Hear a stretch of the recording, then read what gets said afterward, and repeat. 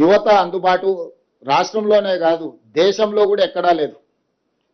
So ఇతర దేశాలకే మనము వీళ్ళందరినీ పంపించగలిగిన స్థాయిలో ఉన్నాం కాబట్టి అందుకే ఈరోజు మనం స్కిల్ యూనివర్సిటీ కానీ ఐటీఐలను ఏటీసీలుగా మార్చడం కానీ ఈరోజు పాలిటెక్నిక్ కాలేజీలను అప్గ్రేడ్ చేయడం కానీ ఇవన్నీ కూడా అందులో భాగమే. ఇప్పుడు మన టామ్కామ్ నుంచి కూడా ఇతర దేశాలకు జపాన్ జర్మనీ లాంటి దేశాలకు మన దగ్గర నుంచి మనం పంపించగలుగుతున్నామంటే ప్రభుత్వం కంప్లీట్గా బ్లూ కాలర్ జాబ్ల మీద ఫోకస్ పెట్టింది.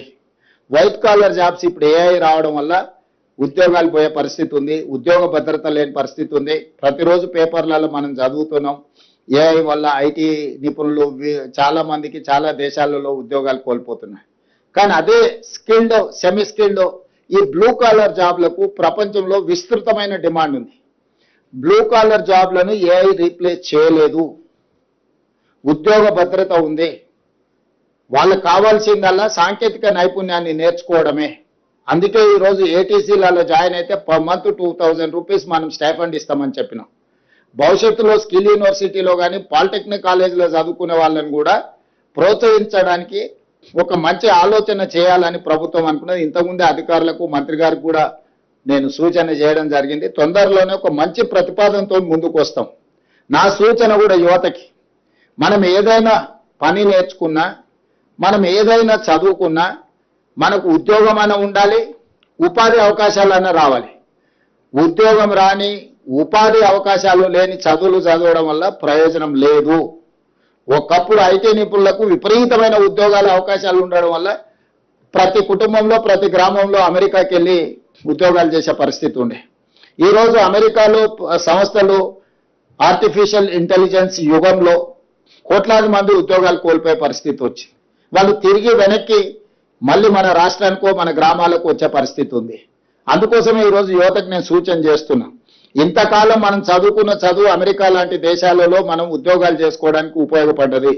ఈరోజు మీరు సాంకేతిక నైపుణ్యాన్ని పెంపొందించుకుంటే జర్మనీ, జపాన్, సౌత్ కొరియా, లేకపోతే ఫిలిపిన్ ఇట్లాంటి చాలా దేశాలలో, సింగపూర్ లాంటి దేశాలలో కొన్ని కోట్ల ఉద్యోగ ఖాళీలు ఉన్నాయి. ఈరోజు మన ప్రభుత్వాన్ని సంప్రదిస్తున్నారు మీ దగ్గర ఉంటే పంపించండి అని. కాకపోతే మన యువత కేవలం ఐటీ, కంప్యూటర్, అమెరికానే భవిష్యత్తు అనుకున్నట్టుగా కొంతకాలం అట్లాంటి అవకాశాలు ఉండడంతో ఆ విధమైన ఆలోచన విధానంతో ముందుకెళ్ళిండ్రు తల్లిదండ్రులు కానీ పిల్లలు కానీ. అందుకే ఈరోజు రాష్ట్ర ప్రభుత్వం స్కిల్ యూనివర్సిటీని ప్రారంభించడమే కాకుండా స్కిల్స్ నేర్చుకోవడానికి అవసరమైన అన్ని ప్రోత్సాహకాలను రాష్ట్ర ప్రభుత్వం ఇస్తుంది.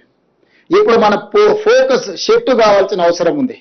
మీడియా మిత్రులకు కూడా నా సూచన, German, Japan, south Korea, Singapore ఇతర దేశాలలో చాలా మంచి మంచి ఉద్యోగ ఉపాధి అవకాశాలు ఉన్నాయి.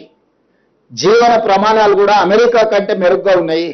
ఎందుకంటే ఈ దేశాలు నేను తిరిగి చూసి వచ్చిన, నేను ఈ దేశాలు చూడకుండా అమెరికానే గొప్ప దేశము, అద్భుతంగా ఉంది అభివృద్ధిలో అనుకునేవాడిని. కానీ జపాన్ లాంటి, సింగపూర్ లాంటి, సౌత్ కొరియా లాంటి దేశాలు చూస్తే అమెరికా కంటే వాళ్ళు చాలా అడ్వాన్స్గా ఉన్నారు. అక్కడ ఉద్యోగ భద్రత ఉంది, బ్లూ కాలర్. వాళ్ళ ఆ దేశాలు బాగుందని చెప్తారు. ఎంతమందిని మీరు మీ దగ్గర నుంచి పంపిస్తారో చెప్పండి, నర్సింగ్ సైడ్ కానీ ఇతర సాంకేతిక పరమైన అంశాలు కానీ వీటన్నిటిని. అందుకే ఈరోజు మన యువతకి నేను సూచన చేస్తున్నా, మీరు ఫోకస్ షిఫ్ట్ చేయండి. సాఫ్ట్వేర్ ఇంజనీర్ చదివితే నీకు ₹1,00,000 ఉద్యోగం వస్తుందో రాదో నాకు తెలియదు, కానీ ఈ సాంకేతిక నైపుణ్యం నేర్చుకుంటే 2 లక్షల వరకు జీతాలు వచ్చే అవకాశం ఉంది. మంచి ఆ దేశాలలో ఉన్న వెదర్ కానీ, అక్కడ ప్రజలు కానీ, అక్కడ ఉన్న వాతావరణం కానీ చాలా చాలా అనుకూలంగా ఉన్నది. అందుకే వాళ్ళకు Germany language, Japanese language, Korean language అన్ని కూడా నేర్పడానికి ఈరోజు ప్రభుత్వం ఏర్పాట్లు చేస్తుంది, ఒప్పందాలు చేసుకున్నాం. మేము ఈ మధ్యకాలంలో స్కూల్ టీచర్లను కూడా ఇతర దేశాలకు పంపించినాం.